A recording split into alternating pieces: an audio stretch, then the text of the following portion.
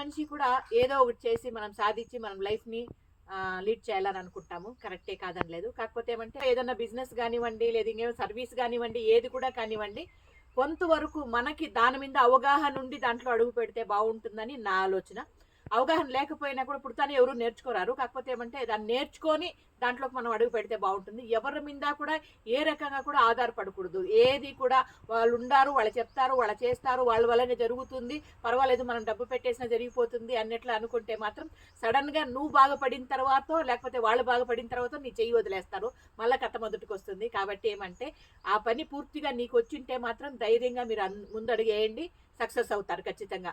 నేనైతే నా లైఫ్లో నేను అట్లే చేస్తాను. ప్రతి విషయం కూడా ఎవరి మీద ఆధారపడకూడదు.